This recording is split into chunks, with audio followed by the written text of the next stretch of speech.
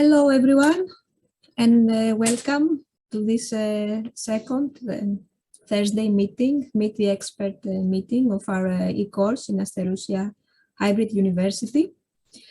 I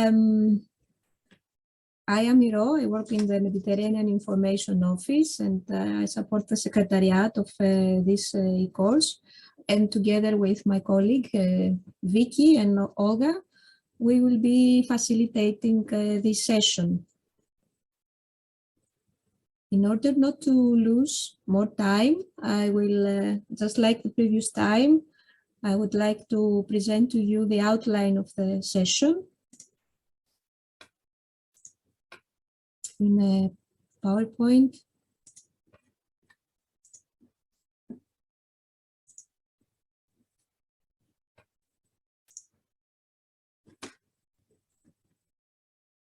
So I hope you can see my slide.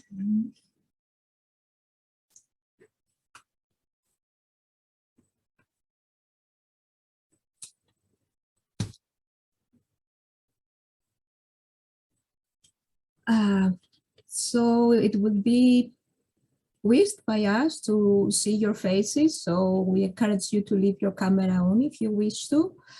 You know that this session is being recorded anyhow in order to make this video available to the learners that are not with us right now.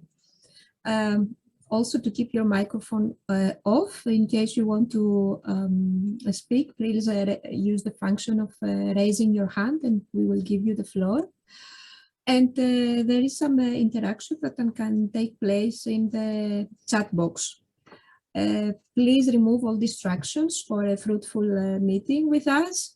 You can also keep notes.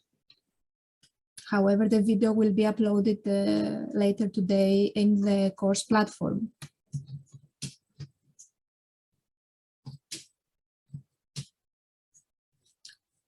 So we are now in the second week of the course. The entire course takes 4 weeks. Last week, we talked about the general frameworks around the management of biosphere reserves. We talked about the sustainability, the Sustainable Development Goals, the MAB program and its principles, and how some success factors about the BR nomination. This week, we will dive in a greater depth to concepts relating to management. So as you have probably seen, there is content relating to how to develop a management plan. Then there is some discussion about the global communication strategy of the MAB program through the toolkit that was launched 2 years ago. We talk about the social capital in BRs. We talk about the cultural landscapes and ecosystem services through various experts.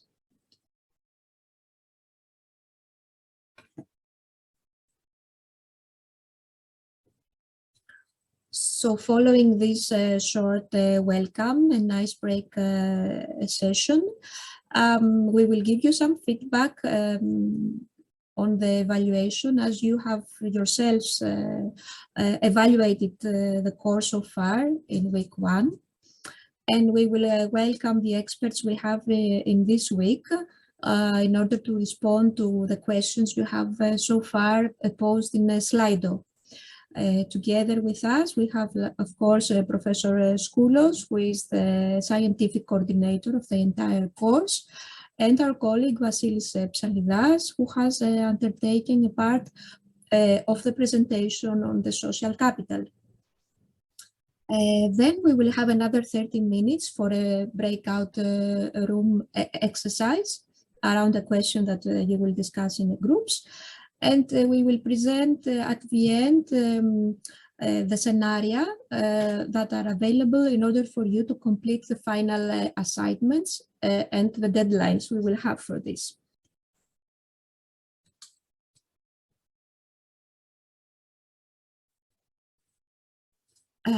You are all familiar, I guess, with Professor Skoulos through watching the videos of the e-course. And of course, from the previous meeting we had last Thursday, who is a professor emeritus of environmental chemistry at the University of Athens, director of the UNESCO Chair on Management and Education for Sustainable Development in the Mediterranean. He's a MIOEXTE chair, and he's also the chair of the Greek National MAB Committee. Together with us, we have also Vasilis Psalidas, who is a natural scientist. He used to be an educator, teaching in school for many years, and now he's a senior consultant of issues of environmental education, education for sustainable development.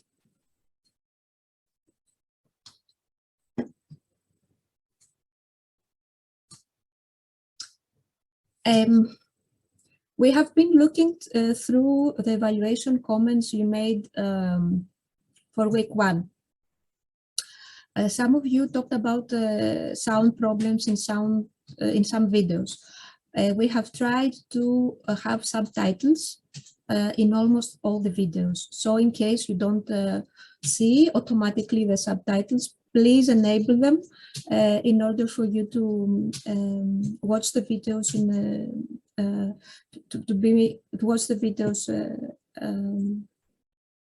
in a way that is convenient for you. There were some comments about the wealth of information. It is a rich content and it is hard to cover in just 3 days. We open the week course every Monday. We understand this. We consider, however, these Thursday meetings are complementary to the rest of the content that is spread in the entire week.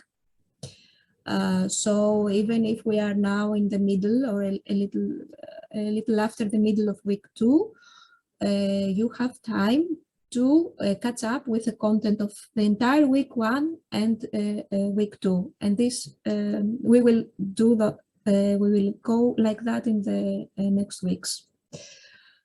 Some of you say that it took you longer than 5 hours to complete the coursework. We understand that. We know that the course proposes a rich content. We have mandatory and non-mandatory material to read and view, because you come from a different backgrounds and you have a different expertise. We cannot know to what level you are, so the content is rich. From our part, only the mandatory part is mandatory for the course, and the extra material is, of course, you can follow it on a voluntary basis, based on your learning needs. Regarding the PowerPoint presentations, after each video of a lecturer, we have this PowerPoint that you can download, but in the end of the course, we will share all the PPTs in a common file for your convenience. And a note from the Secretariat, seeing the progress we have made in the course so far. Some parts of the course, like the Padlets, the Slido questions, the three-sider exercise we had, are based on a co-design principle. The more you engage with this and the more responsive you are with these exercises, the more we all gain from the course, because we consider many of you have already an important expertise, and we think it is this course is an opportunity for us to gain from each other.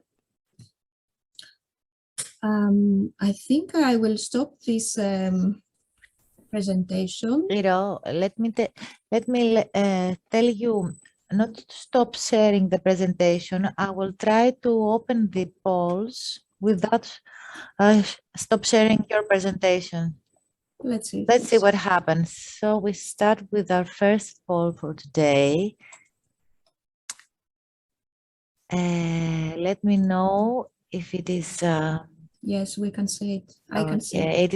It is visible for all of you. So once more, we are asking you from 1 to 4 to let us know how much have you progressed in the course so far. Are you still in the registration phase? Are you working in week 1 or in week 2, or have you completed already the second week? Let's see.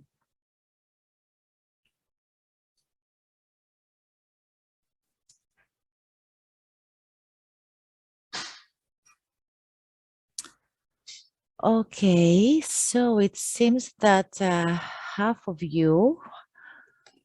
the users who are participating in this webinar are already in the second week. You're working and studying the content of the second week, while some 20% more or less already completed the second week as well, together with the first one. Okay, so you still have some time to catch up with the content of the second week, so please keep on working. So that's from my part about poll number 1. So we move on to poll number 2.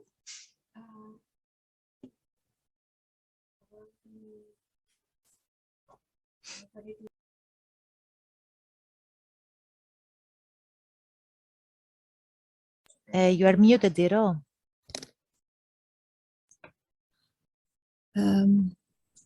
We will give you the outline of this week content before we engage in the second polling exercise.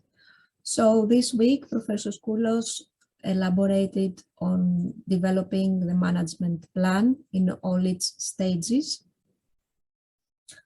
Ms. Vlami talked about the cultural landscapes and the ecosystem services and presented to us a tool that we can use in order to assess these landscapes. Mr. Campbell and Vasilis Psanidras talked about the social capital as a means to sustainable development. We have a presentation from Ms. Meriam Bouamran from MAB Secretariat on the global communication strategy and what has changed in this strategy in the way BRs can be communicated to the public. Mr. Lenzerini talked about the methodological approaches for BR branding. There was a section asking you about specific stories of how you responded to COVID-19. And also there was a video about the sustainable destination and what is the vision of ecotourism and what are the challenges in order to have this sustainable ecotourism in place in a biosphere reserve.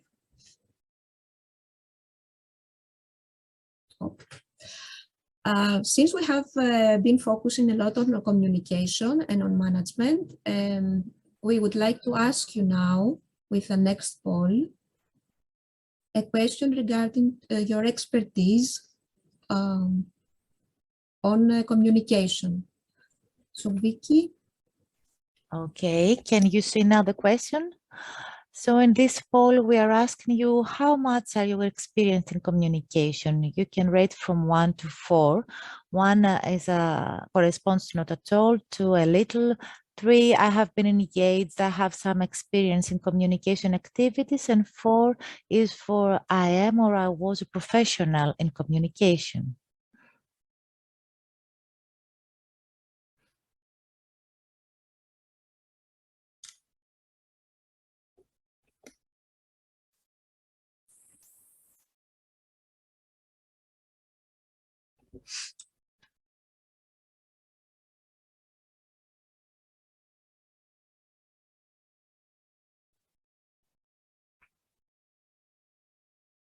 Okay. Vicky, apparently some people don't see the polls.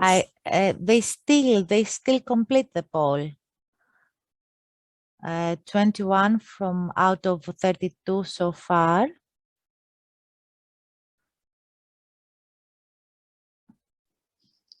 Sorry, I can't see the poll. I'm sorry.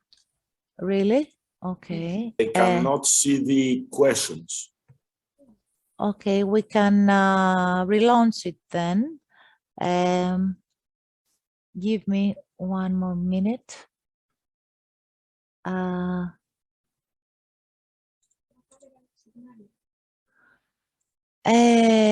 I can share now the results, and we will move on with the second one about communication. So it seems that some 20 people out of 32 have some experience, have been engaged in a communication activities, while only 2 are professionals in communication. And moving on to the next question about communication, I hope this time you can all see the question. In this poll, I can see that some of you are already replying. In this question, we are asking from 1 to 4 to rate how much do you need a training about enhancing knowledge and skills on communication. So you can express this need from 1 to 4, not so much, a little, quite much, and 4 for absolutely.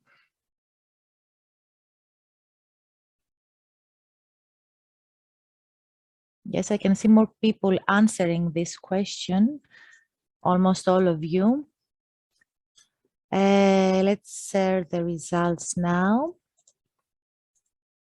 So it seems that most of you, almost all, I can say, the great majority answered positively in this question about your needs in taking a training on building, on capacity building and communication.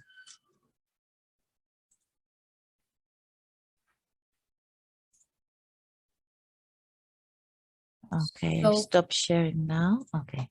I will also stop sharing. So these questions were just asked in order for the experts and Professor Skoulos to have a general view of your expertise and your needs in the communications.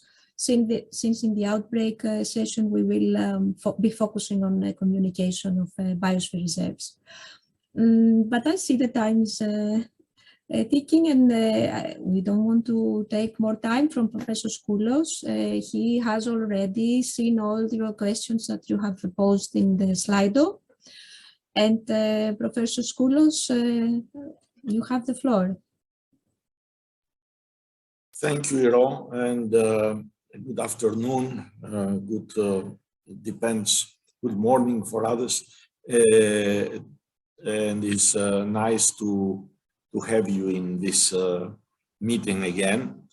I have the questions put to all experts of last week, and I was in contact with some of them in giving the answers.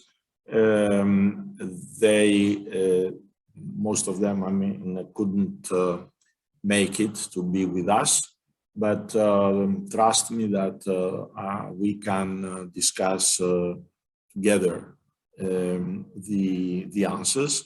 And if there are any further questions, you may raise your hand and ask me, or send it to the chat. I try to cluster and actually put in order this, in a logical order, these questions, and not in the way they were put forward.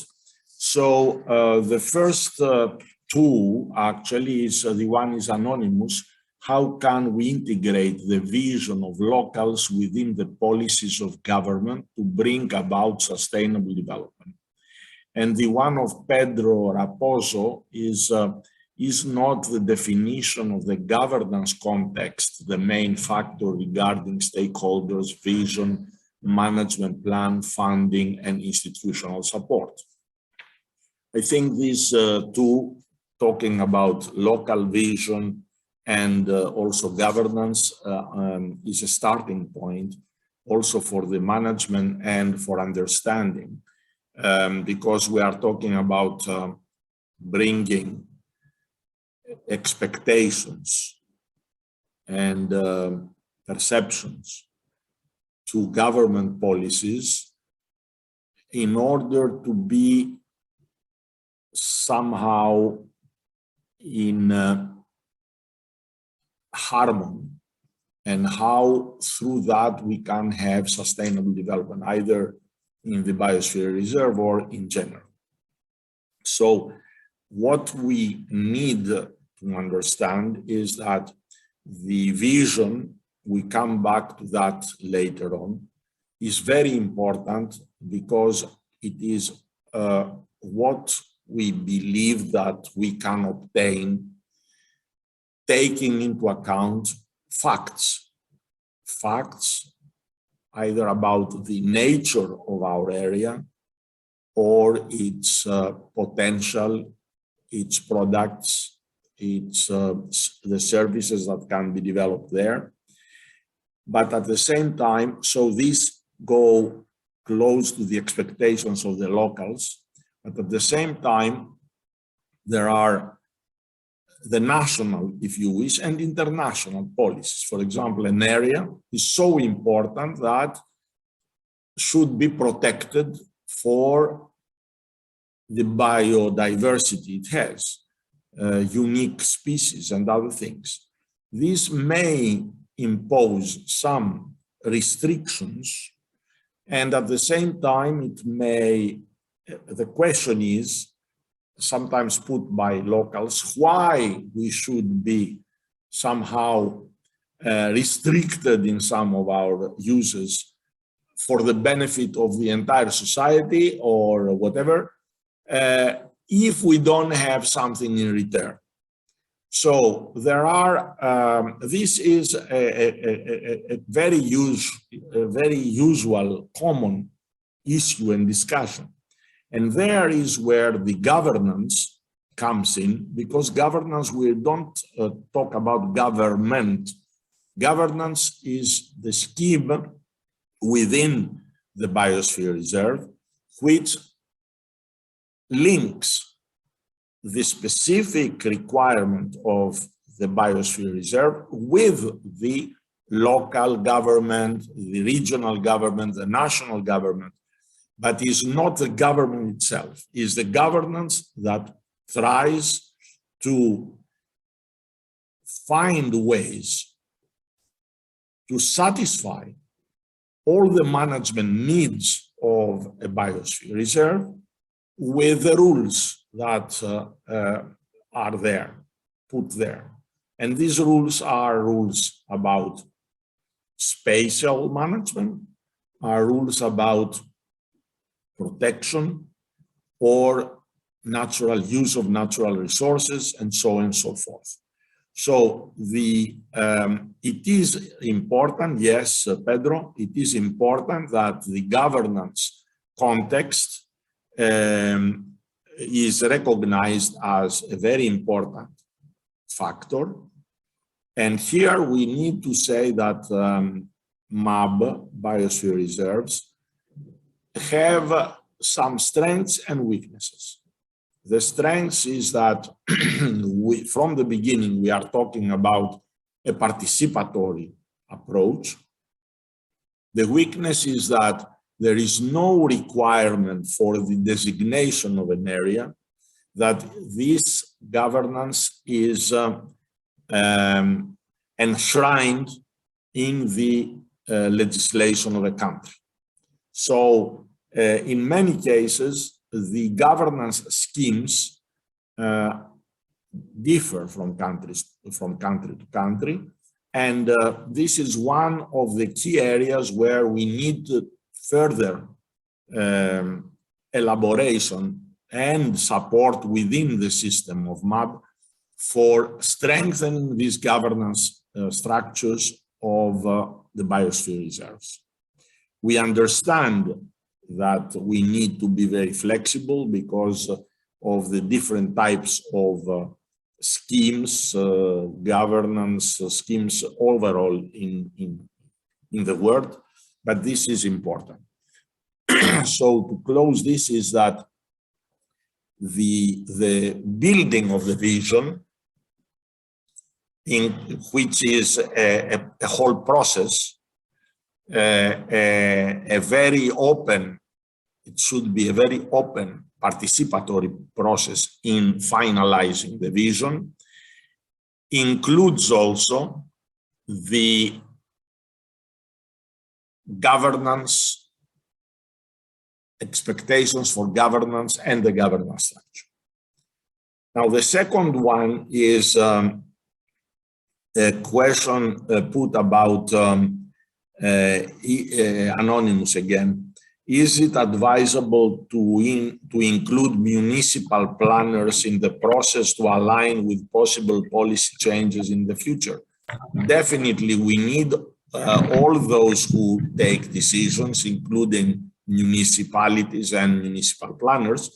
Of course, it is not up to them to decide or safeguard, let's say, consistency with policy changes in the future. Policy changes are have as driving forces national policies, international things. You see how climate change, for example, has changed policies.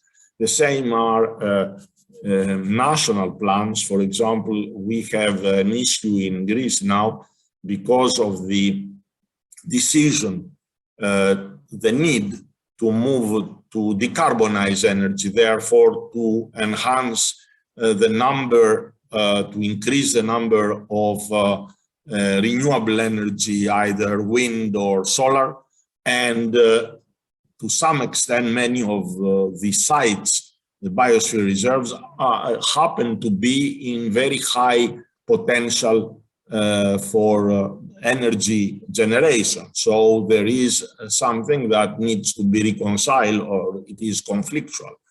So this kind of decisions are not necessarily part of municipal planning, but planning at all levels.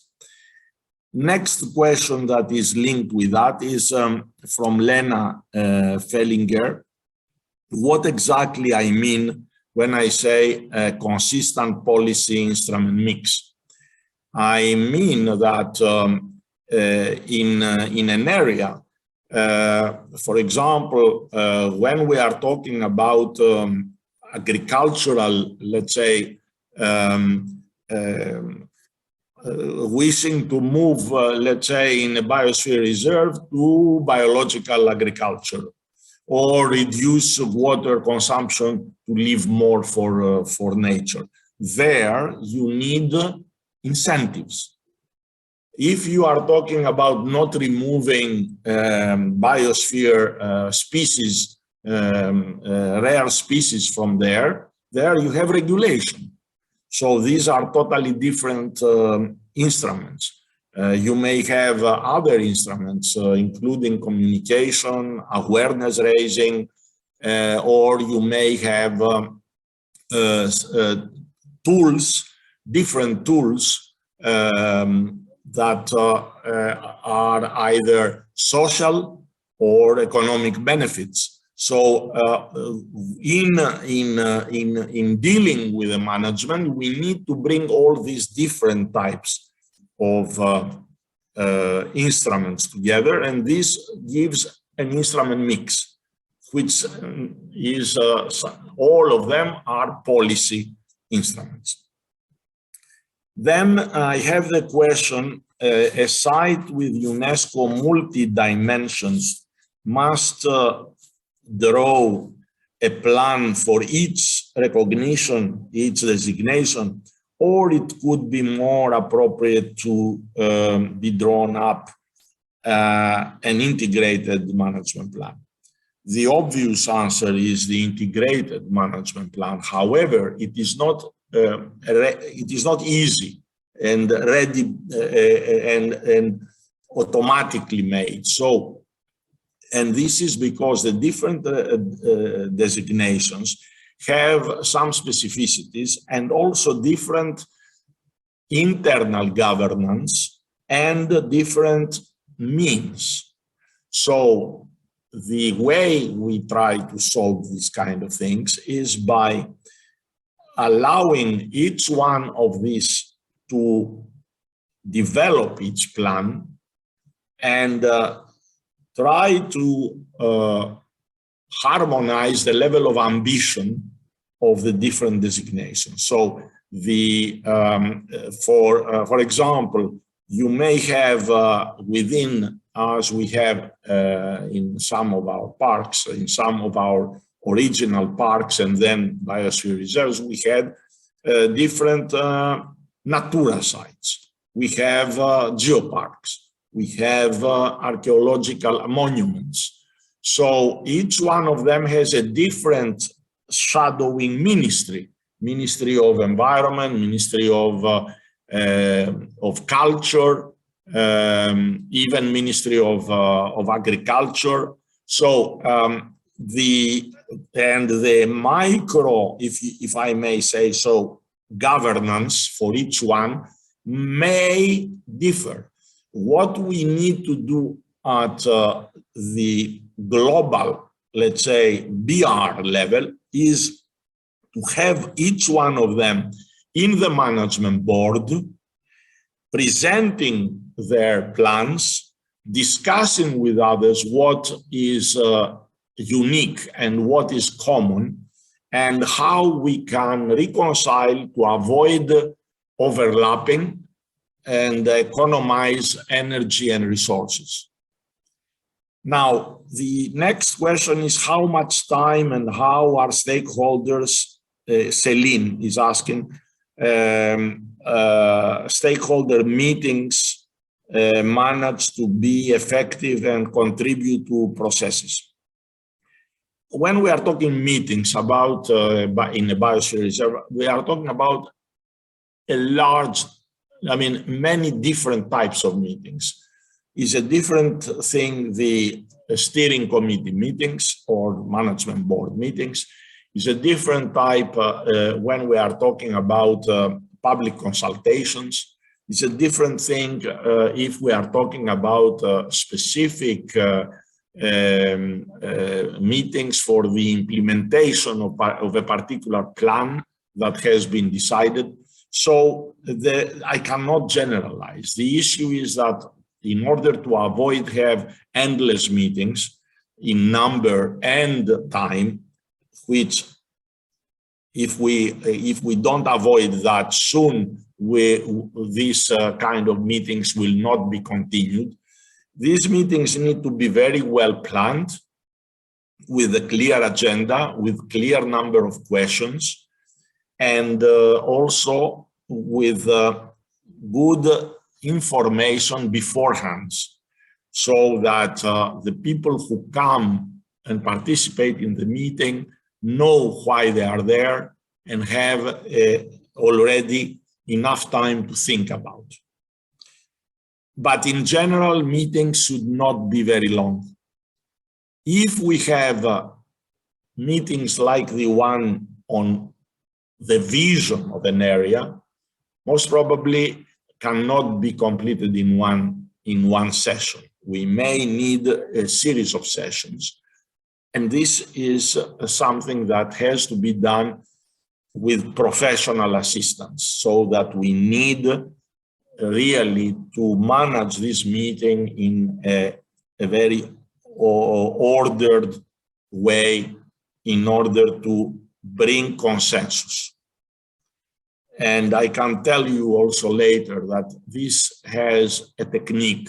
The main technique is that we start by agreeing what is unacceptable, that everyone wants to change.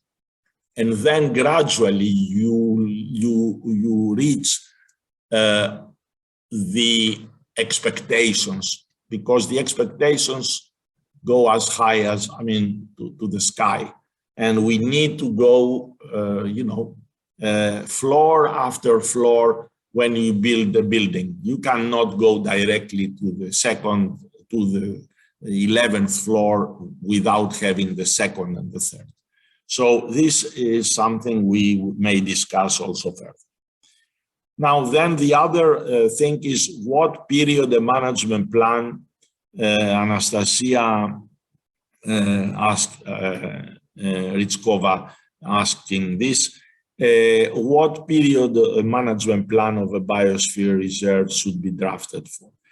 Usually when we are talking about a vision, the vision is a long term. The vision itself is, let's say, a very flexible and loose, if you wish, plan, because the vision to be implemented, you need time. So after having this, you may have, usually we have 5-year plans. It depends also on the governance cycle in the countries. There are countries that have 3-year, 5-year. Why I'm saying that? Because many times we need to align the planning of a biosphere reserve with the funding of the periphery, for example, or the country, or whatever. So it's good to have somehow to know that within this period, these will be your resources. So you need to somehow harmonize these periods with the overall decisions in the country. Rarely you have a plan less than 5 years. Sometimes there are 3 years, but what you can have is that every year or every second year, you come and you adjust the activities within this plan with the resources, opportunities, and the rest ahead. So you have 5-year or even 10-year, and then you have the annual or biannual plans with resources, specific resources, and specific time frame. Now, the next two were addressed to Mrs. Vlami, and the one is in the case of culture ecosystem services. What steps would you propose for integrating these non-material benefits to land management policies? And the other one is, are there examples where biosphere reserve landscapes, this is from Mark Haystein from South Africa, that where BR landscape assessments have been used by authorities and integrated in spatial development plans? The answer is yes. And actually, this is the way in which these, let's say, intangible characteristics are integrated. Let me make it more clear. Particularly in a biosphere reserve, the landscape is an important component for the designation of the biosphere reserve itself. Is among the scenic value, the scenic beauty are important components in the application. So first of all, it is something that has been recognized by the people, either people, local people or visitors, and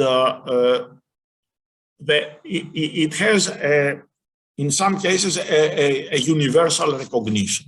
Sometimes this recognition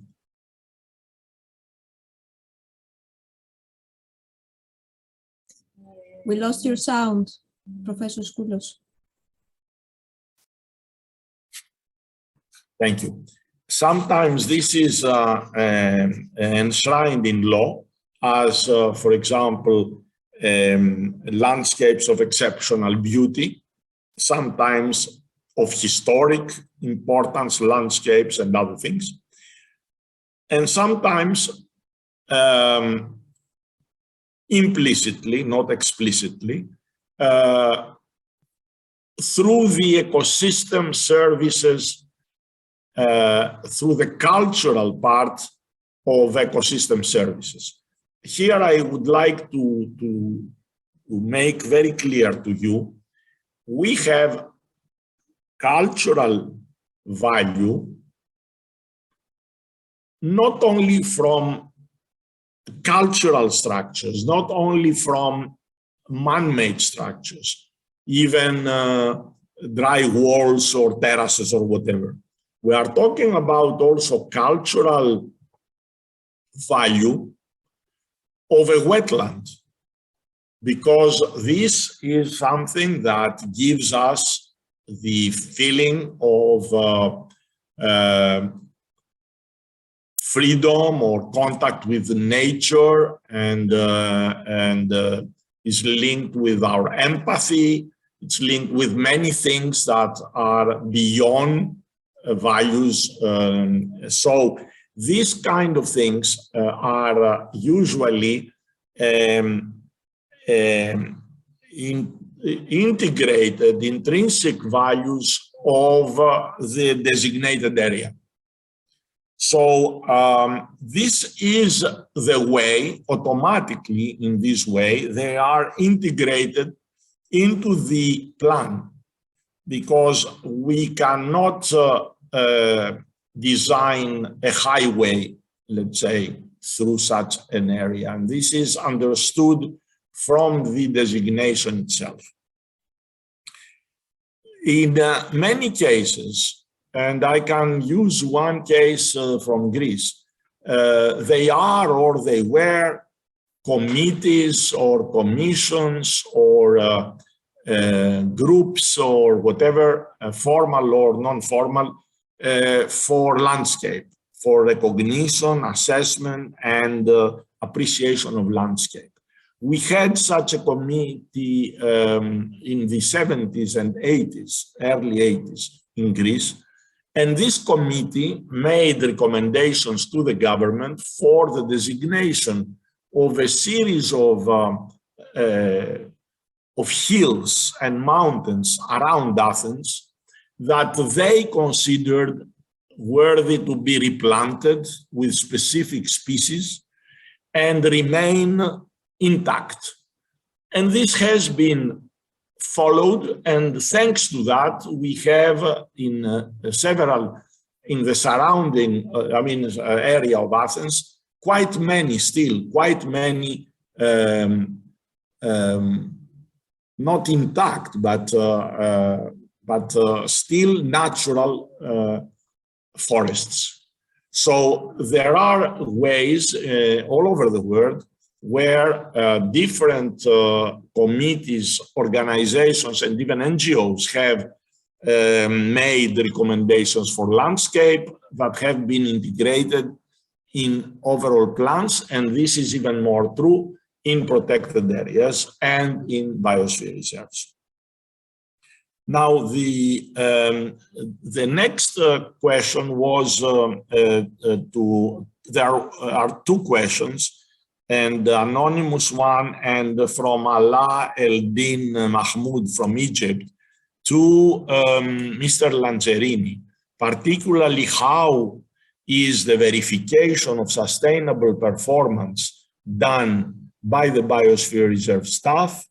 Is there a template, indicator list, how often this is reviewed?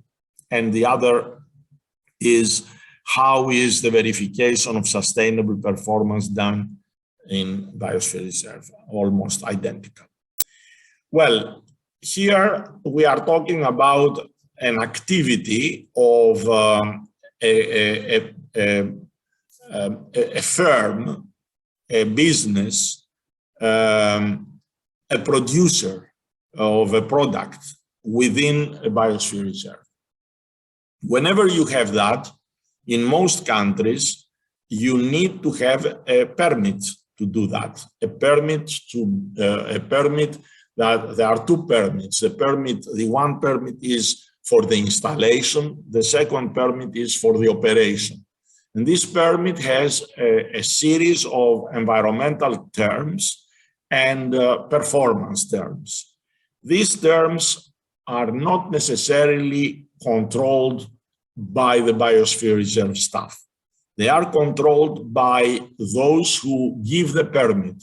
Usually the permit is given in coordination with the Biosphere Reserve governance scheme, but is given by a ministry of the Environment, a Ministry of Agriculture, a Ministry of Tourism.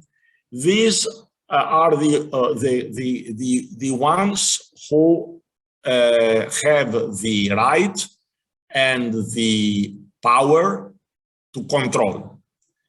Definitely, in a biosphere reserve, there should be a close cooperation between the governance of the biosphere reserve and these authorities. And if the biosphere staff or stakeholders see that something is perhaps not well performed, they could ask the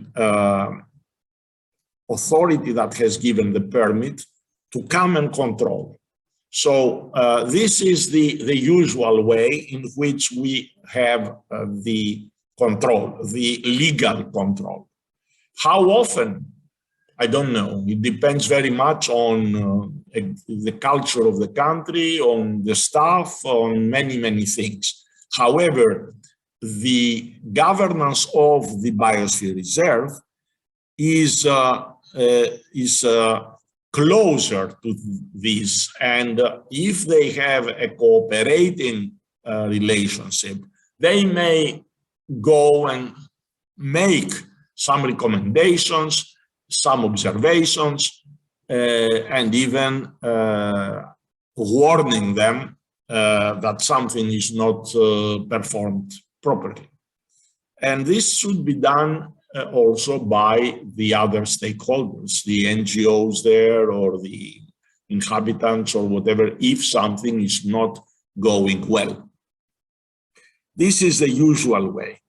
There are perhaps in some countries governance schemes of biosphere reserve vested with the legal authority to control all the activities in the biosphere reserve. But I'm not actually aware of such a very strict system operating at the moment. The next one is about it was to Campbell, Mr. Campbell, about the social capital. And the question was that the social capital assessed through primarily regional culture.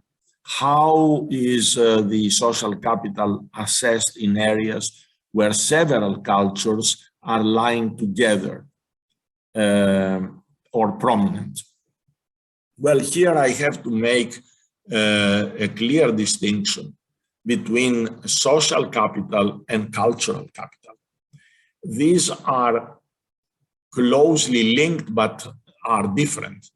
And actually the social capital is based on whatever is the coexistence or even the hostility or whatever the connection between the countries, between the cultures. So we are talking about an existing real dynamic relationship between or among cultures in a biosphere reserve.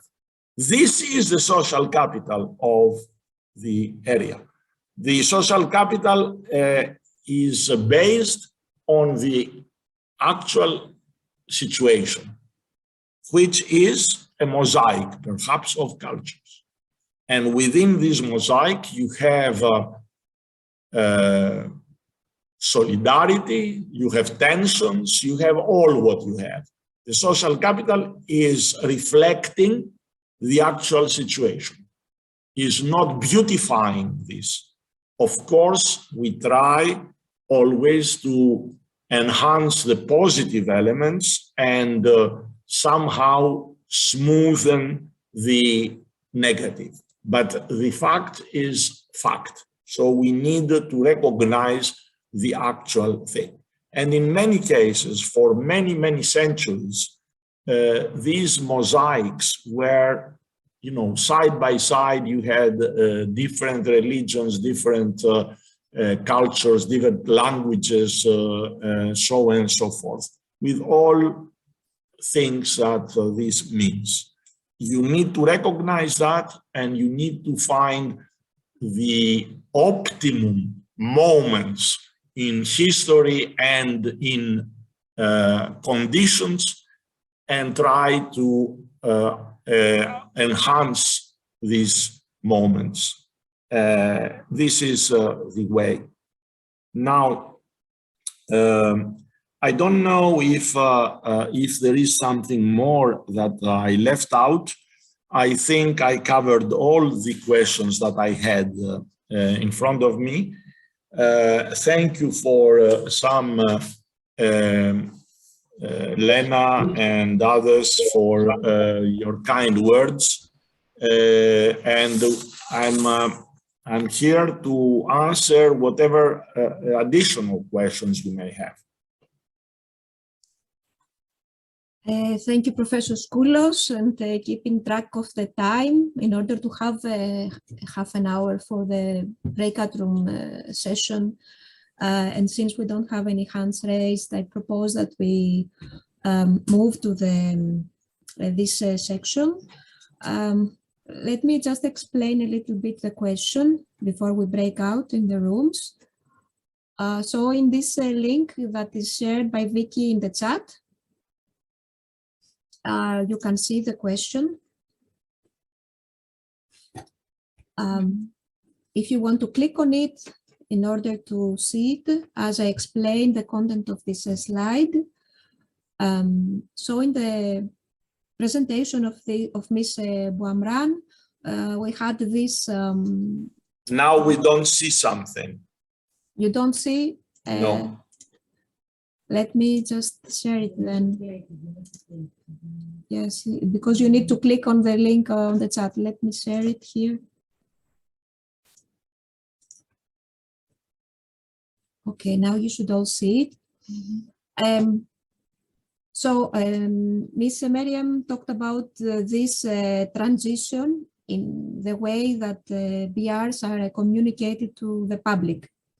And this change was done since 2018. So instead of broadcasting and talking to people, this new strategy proposes having a conversation and talking with people. Instead of explaining about justifying why it is important to have the BR and so on, to focus more on inspiring through images. Instead of placing the focus on the place with geographical data and so on, to place the focus on the people living in the BR.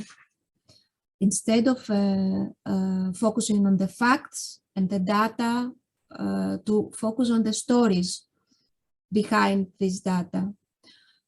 And instead of having the regulation, focusing on regulation, regulation of course is there, but instead of communicating on what people can't do, instead insist on the opportunities, on what people can do, the opportunities created by Biosphere Reserve. So in the next 10 or to 15 minutes in our groups, we will discuss, depending on which group we are, these concepts. So group one will discuss about this from broadcast to conversation transition, group two from explaining to inspiring, and so on. So the question for you is, in your own context, how do you integrate? Have you already integrated these aspects, or could you integrate them, and how? You will assign again a rapporteur.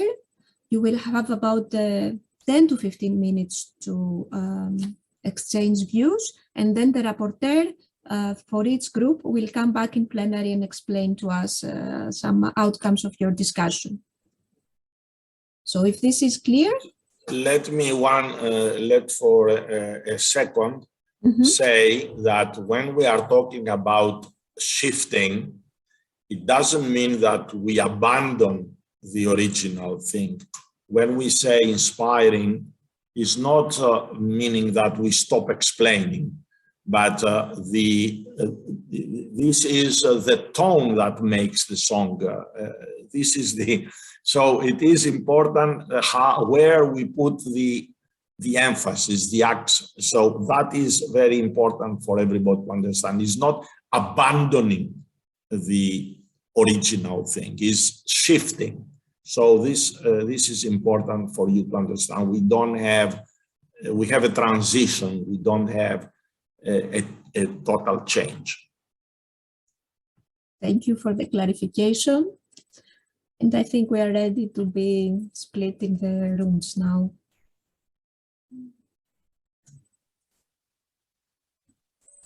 I can see also Mark, and I can see Calliope and Mab. Okay. One Yes. Mab, if you want to switch on your cameras or just talk to us even with the camera switched off. Hello from me, Corina. Hello, Corina. So we are in group 2. And if you remember, maybe I can just in the chat share this.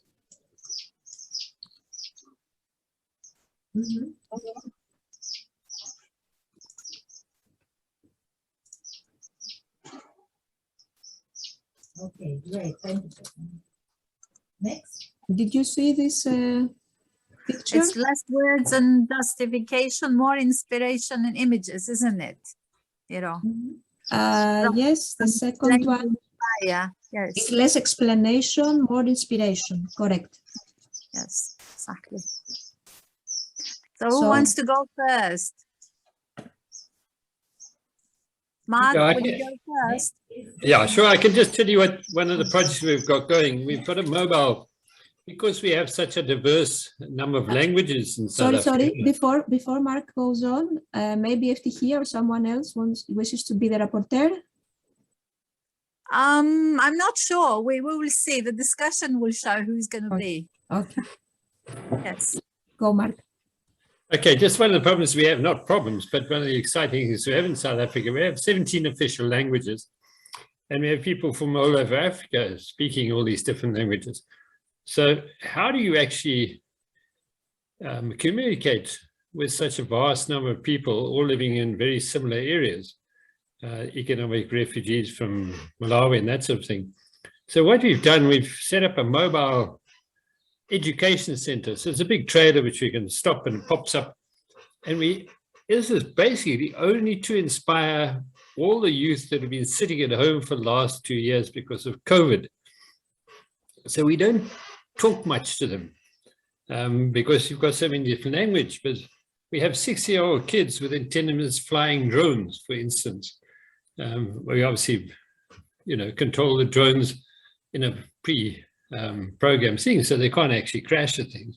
But just to inspire these kids to be able for them to fly a drone that they never even thought they could do. It's incredible how a simple little movement like that just so inspires them into wanting to learn the sciences. Many of them have never seen a telescope. We let them use telescopes. We let them use magnifying glasses.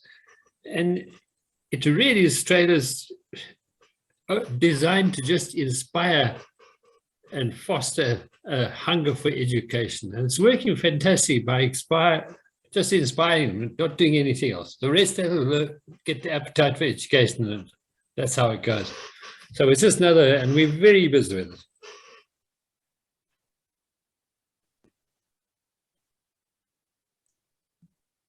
Thank you, Mark. With kids from Africa, Mark? Yeah, not only, well, we've got a lot of foreigners living in the area I live in as well, from all over the world. So it's just a different way of inspiring people to get into education instead of a single monochrome blackboard teacher way of teaching, you know. Three-dimensional, tactile, they can feel it, they can hear it.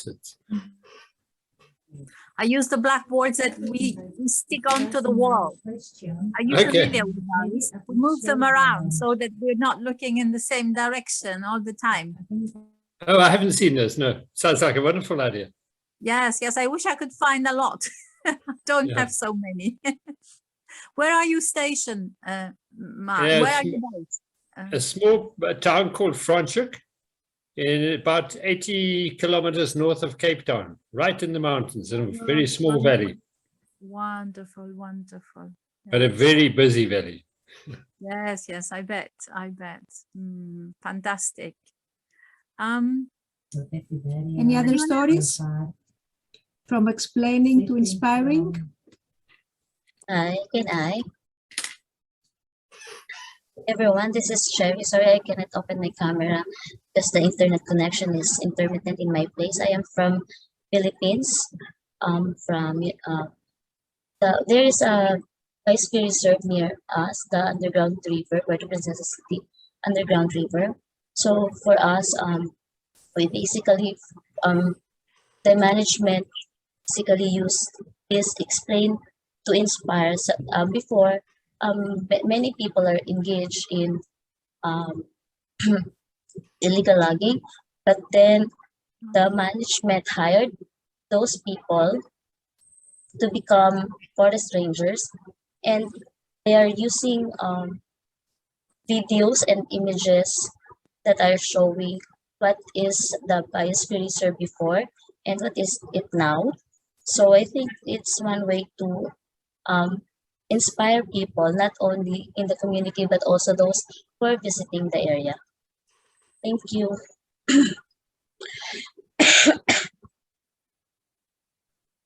Irini? Or someone else?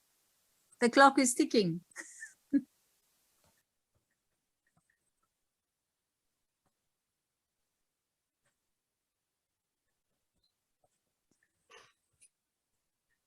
At this point, I cannot hear anything, so probably I will add my experience. What we do more often is help the kids work with their hands, doing calligraphy, for example, projects, or macrame ones, even knitting. You know, anything, but making things that are useful, making things that they can show to their parents, or, you know, they can wear, they can hold, and they can use. So that allows them to get closer to us, because they know every time they communicate with us, they will learn something useful, and then they trust us. So, you know, they also help us with the projects in their villages. Maybe if here you want to explain where you come from. Oh, yes, yes, yes. I always try to win time, so I I am from Asterousia. Yes, and I'm from Crete, so I'm very close to the area that we are discussing about, and I have been traveling there for, I don't know, 51 years. So I guess, yes, I know it quite well, but it was considered remote. We didn't have anything going on in the past, just some sheep herding, you know. Now things are changing. I think if nobody else, because time is, I'm not sure. How much time do we have, Iro? Can you see? It's time to go back. It's time to go back. We're expecting Olga to drive us back. But so we will have Mark representing us. I love the area he comes from. It's, Africa is an inspiration. Are you Is okay that with the that, reason? Mark? With a democratic process, Mark? So my family back in the 70s lived in Johannesburg. So yeah, I have so yes, it's good to have you here, Mark. Yeah, good. Thank you. Yeah, I've just written a very interesting that we're instigating in some of the ECD schools, the early child development schools that's under 6. And that is woodwork. There's a fascinating study being done by the Oxford University, and it's been running for about 5 years, on the effects of teaching children through woodwork. Woodwork, yes, Woodwork. yes, that's a dying art in our region, I'm afraid. Yes, Yeah. yes. Do you have a lot of people engaged in that? Well, Mark? we open a school probably the first, about the 15th of February, a woodworking school. And we also support a school for disabled kids, and they've got woodworking there very successful. Oh, Mostly, that most, is amazing. Yes. yeah, mostly alcohol fetal syndrome and Down syndrome children. They say, you know, kids with disabilities are an asset. When it comes to such projects, they engage very well. Yeah, it's amazing. They do. They suck it up. Yes, yes. I've worked with such kids in the past, and you know, I cannot get over it. How excited I am when I'm close to them. They are an inspiration for me instead of, you know, having the opposite. Yeah. Yes, we should do something of this. So, Iro, would you like?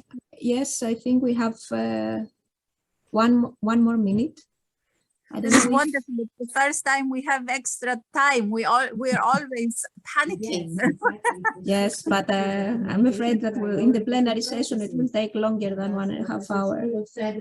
However, yeah, I agree with you that the hands-on character that you all described, moving away from the screen and being inside the nature and touching and making things.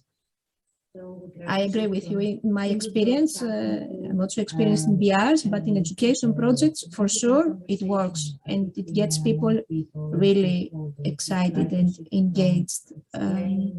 So I'm very in favor of this hands-on character that you described. Does anyone else want to take the floor? I only want to say that I wish I could share photographs with you, but I don't have permission for that. I have never been granted permission by the parents, you know. Yes, of course. It's an issue. It's an issue. I'm afraid I cannot show my work because of that. So I'm not sure. I mean, I don't know if you have similar issues. I would like to, you know. Yes, but it's for the protection of the children. So in this case, yes, I guess sometimes I think the parents worry too much about specific. Yes.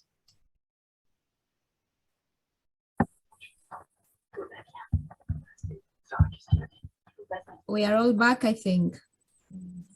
Sharing. And someone is sharing the screen.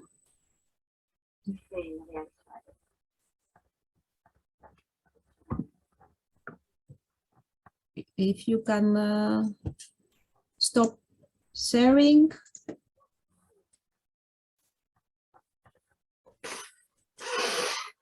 So welcome everyone.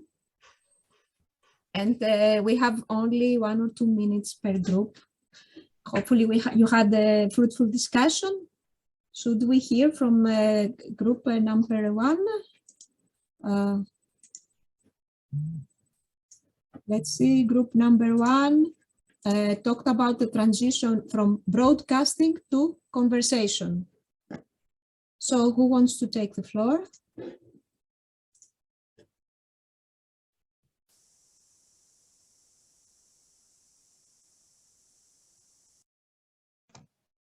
Hi there. It's Bevan for group number 1. So the group session was very quick. Time really flies and people have lots to share. And so focusing, we kind of went from broadcast to conversation to what each individual had to share from different places, that it overlapped from inspire people, stories, opportunity as well. So Antonio gave an example of when she was busy establishing a biosphere or BR, and the attitude from the locals was first hostile towards it.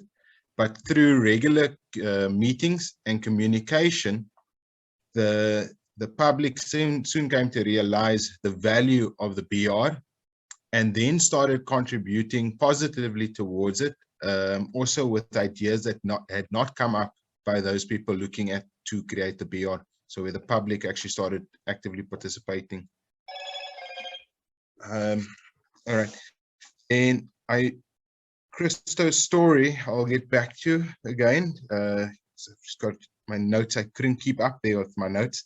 And Celine spoke about stories and not just figures when it comes to that communication or that conversation, passing something on, that when doing reports and through social as well, or media, to tell the story actually of what happened and not just like keep it short and sweet, but give that extra spice that came with it. Then for Beliana, she spoke about in her particular area, she's working currently with the municipality, and there are people, as things progress in climate change, less and less people actually partaking in conservation. And so they've got areas what they're trying to protect, and people are just coming along and destroying it and damaging it. And so far, they haven't really come up with a way to, or positive engagement with the community.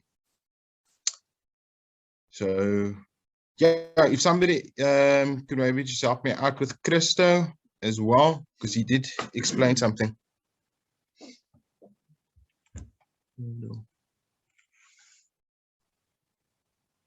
All right, then that's it. Thank you. Thank you, Evan, from the first group. So you touched upon many concepts of the diagram by the stories you exchanged. I was in the second group, and I would like to invite Mark to share a little bit about what we discussed. Hi.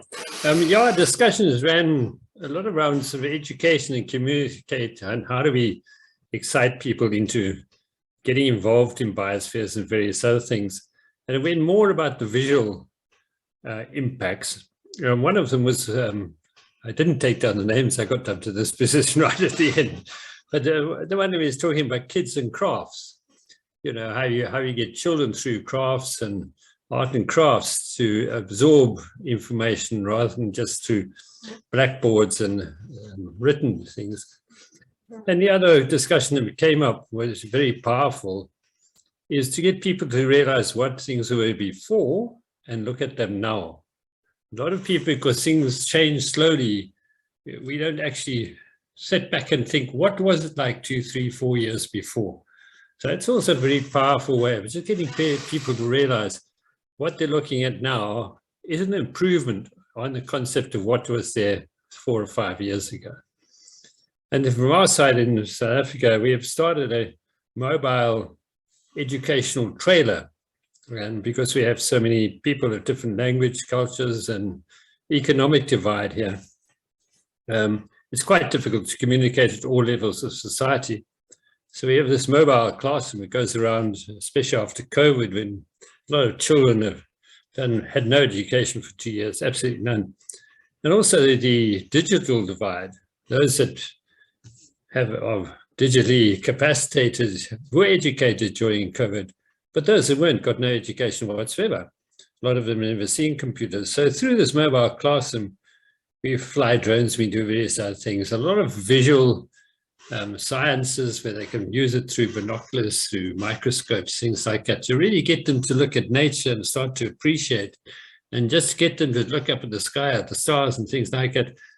And nature is just such a wonderful communicator by itself. If you just teach people to open their eyes, sit back, listen to it, touch it, feel it, language goes out of the equation straight away, which is obviously a great problem here. We have 17 official languages.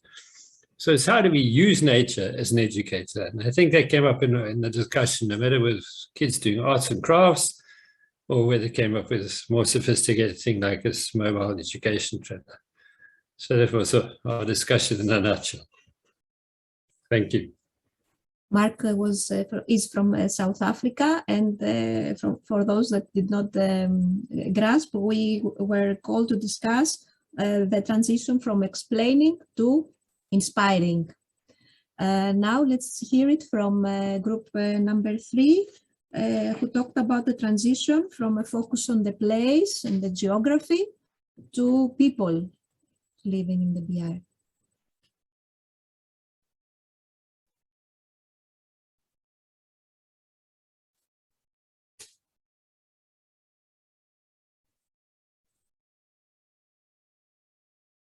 Who will take the floor from group 3?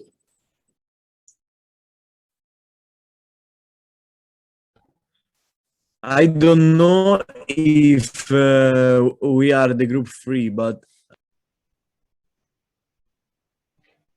No. You can go on, Tiziano. It's group 5. Ah, he's group 5. It's okay.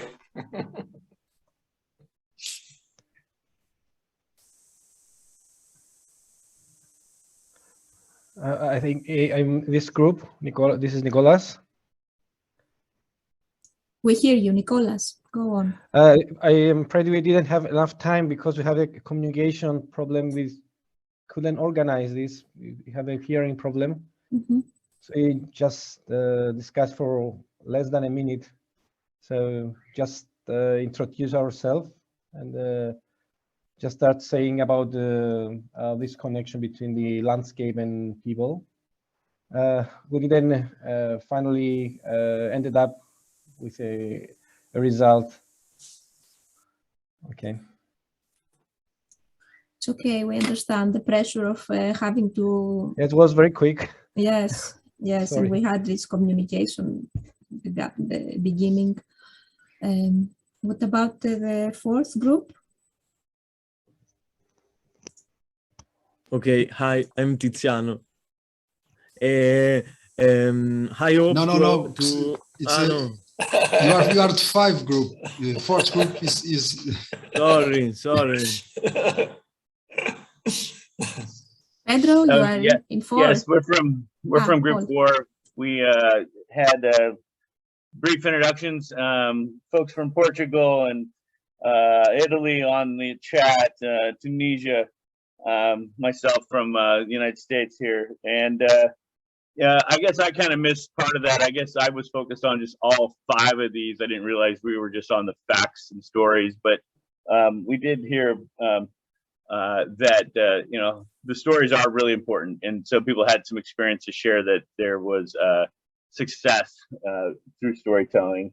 I could add that you know, here we've done a lot of videos which are part of our inspirational kind of and storytelling with people. So that's kind of a obviously we're in the digital age where we're using more modern forms of communication. So video has been a really big push for the biosphere that I work with out here at Cascade Head.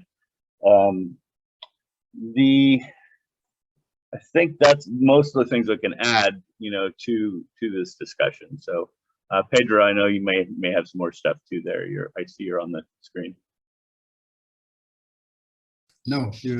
As I told you, my experience in Azores as a biosphere reserve, it's everything was determined by the government. So the people was listened, but only in the end and in a very poor form. So really, I think we have already have done 10 years.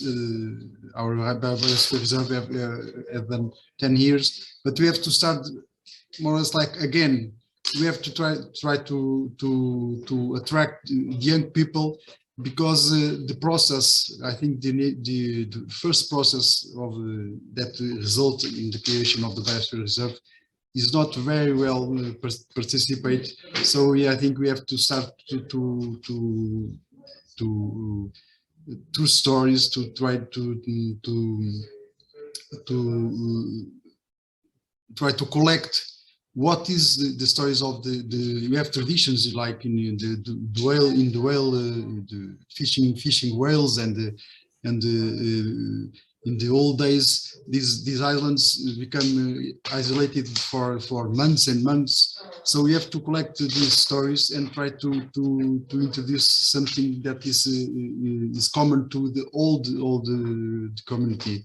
And because the government decided for himself to create biosphere reserve, I think with the new technology and with a new restart, I think it will be possible for the biosphere reserve where I'm living to get to the next 10 years for the next 10 years. And in the next report, I hope that we have good stories to tell. Let me intervene here. I know that within what Pedro is saying is very important for everybody to understand. I share something from Greece. The first two biosphere reserves were decided by the country, by the government centrally. And at that time, we had many reactions of people. They didn't want to be there. The different villages wanted to remain outside. They were afraid of restrictions and so on and so forth. In the recent biosphere reserve of Asterousia, this came from the people, from the area, requesting, asking, and actually pressing the government to submit the application for a biosphere reserve. This is the big change. And this change has to be actually used as an example in other countries because it is a totally different approach where the benefits and the opportunities and what is linked with sustainable development, which was not the case in the 70s and early 80s, is and the fact that biosphere reserves are considered as good laboratories for implementation of sustainable development is making the difference. And I think this is something important also to be communicated because we need to learn from this. This is, I think, an important aspect that is very important and is linked with what Pedro said. It's very much a shift we have that is important for the governance, but also for the communication of what biosphere reserves are. Thank you, Professor. So we see there is a evolution in the way BRs were nominated and how they involved the locals since the last decades. And we are ready to hear from Tiziano, the last group. Okay. I hope to have understand well our group discussion. And so as a member, we talk about opportunity, and as a member of Biosphere Reserve, we have to communicate in a friendly and simple way, not only to communicate, but for educate to this opportunity, sharing capacity and competence of the people that live in Biosphere Reserve, and to make easy and understandable by action in concrete difficult and technical concept. And we have the opportunity to sharing how the people of Biosphere Reserve live.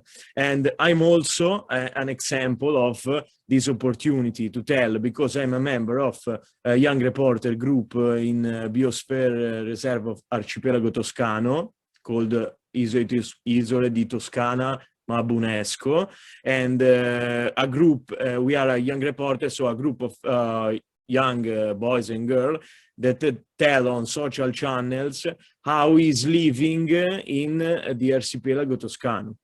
And that's it. Thank you.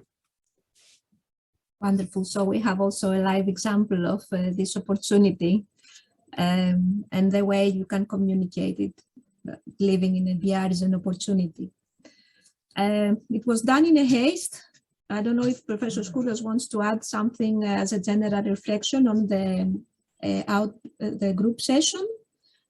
Otherwise, I will need 1 more minute to explain a little bit about the final assignment before we end. No, I think we need to find, I mean, a little bit, perhaps to give few more minutes for that. I mean, perhaps expanding the 1.5 hour to a little bit more, 10 minutes more for that.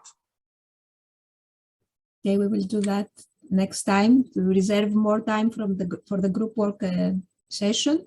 But already I see some keywords from all groups. For example, this hands-on approach that is very crucial, involving people to make something with their hands.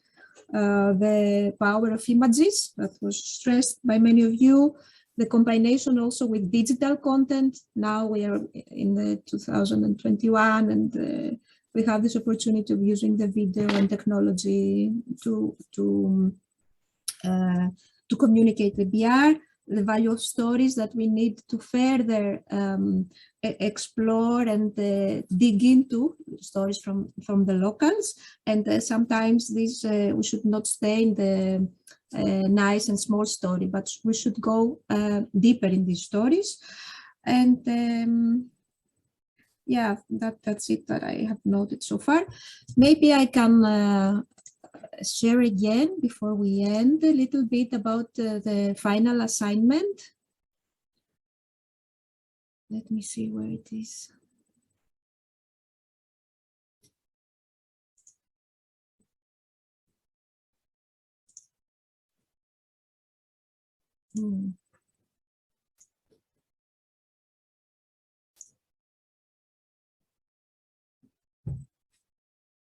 Can you see my screen? So all the, I mean, it's you can hardly read it. Okay, maybe it's better now. It's a new screen. It's a new unit that we opened today, and it provides 5 scenarios for your final assignments. So in the first scenario, based on the lecture of Professor Skoulas on the part of the management plan that talked about the vision building, in a text of 2 to 4 pages, you would be asked to describe developing this vision. What steps would you take? What this vision would be?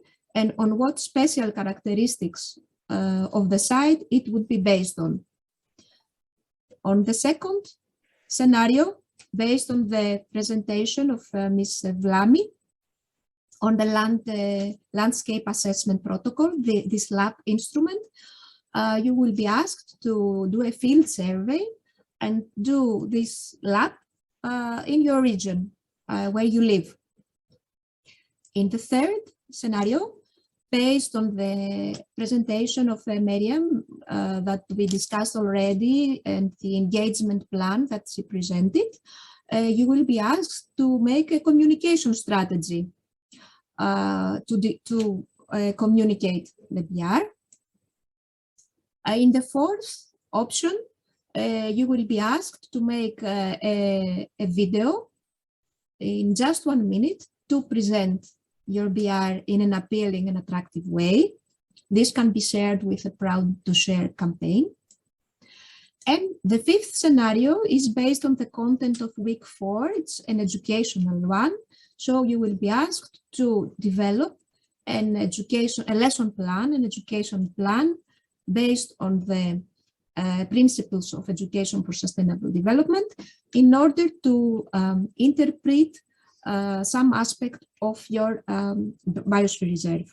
For each one of these, there will be detailed instructions that you can download in order to get the course certificate. you need to provide this assignment before the 13th of February, which is exactly 1 week after week 4 of the e-course. So you're welcome to read more about that. You have some time to choose your scenario. You will do one of the 5 scenarios, not 2 or 5. Think about what is best fitting to your program, and if you have any questions, write to us. That's it from me, Professor. Okay. May we have a view of all the participants? And maybe one word in the chat as an evaluation, or how you feel right now after this intense 1.5 hour. Yeah, and a group photo. We exhausted them, but